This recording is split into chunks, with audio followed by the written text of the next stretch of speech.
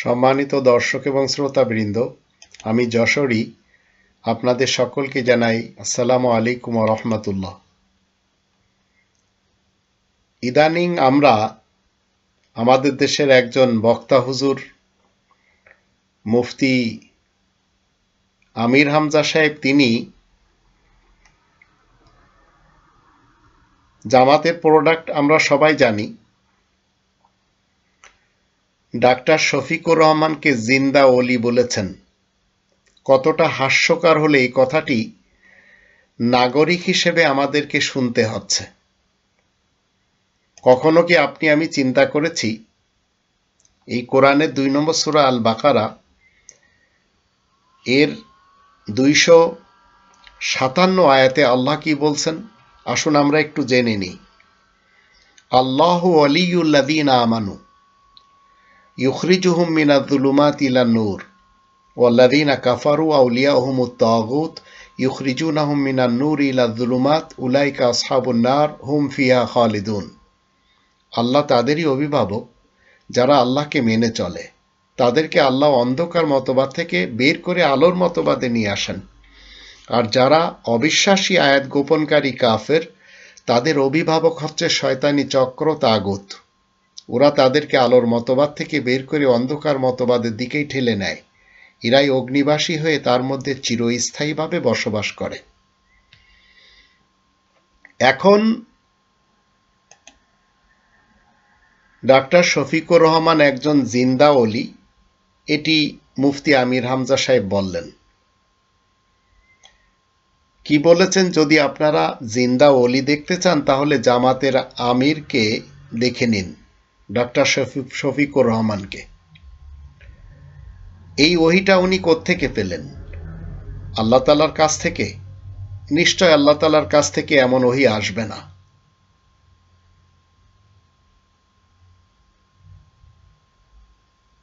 28/8/2024 doctor Shafiqur Rahman সাহেব কি বলেছেন? ভারত কষ্ট পায় এমন কিছু করবে না জামাত। তো আমির হামজা সাহেব, যাকে জিন্দা ওলি বলছেন, তিনি ভারতের গুণকীর্তন করে যাচ্ছেন এবং ভারত কষ্ট পাবে এমন কিছু তিনি করবেন না, জামাতের আমির হয়ে তিনি বলেছেন।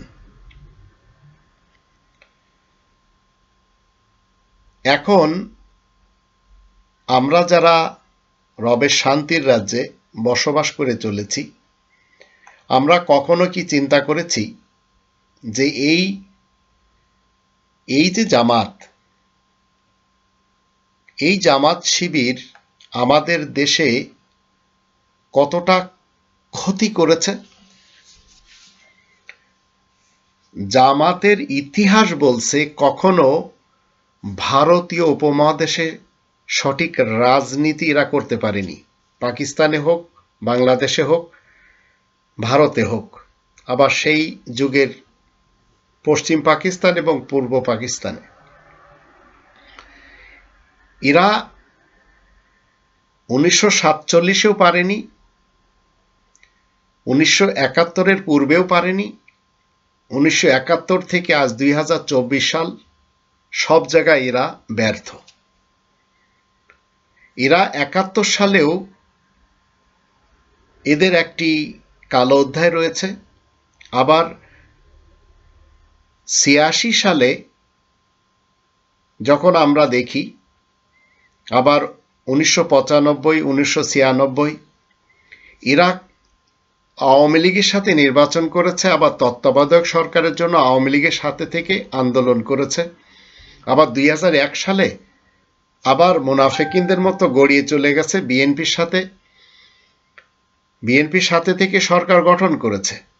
1/11 পরে বিএনপি কখনো নির্বাচনে যেতে চায়নি, জামাতের চাপে, জামাতের কথায় আবার নির্বাচনে গিয়েছে। এখন আমির হামজা হুজুর শফিকুর রহমান সাহেবকে জিন্দা ওলি বলছেন। জিন্দা ওলির কাজ কি এরকম?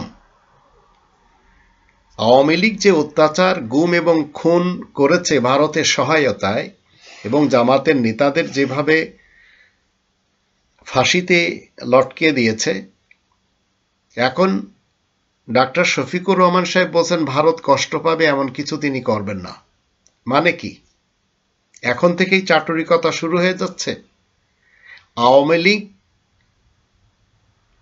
ভারতের পা চেটে চেটে বড় হয়েছে, বিএনপিও তাই। জামাত এখন আগে আগে চলছে।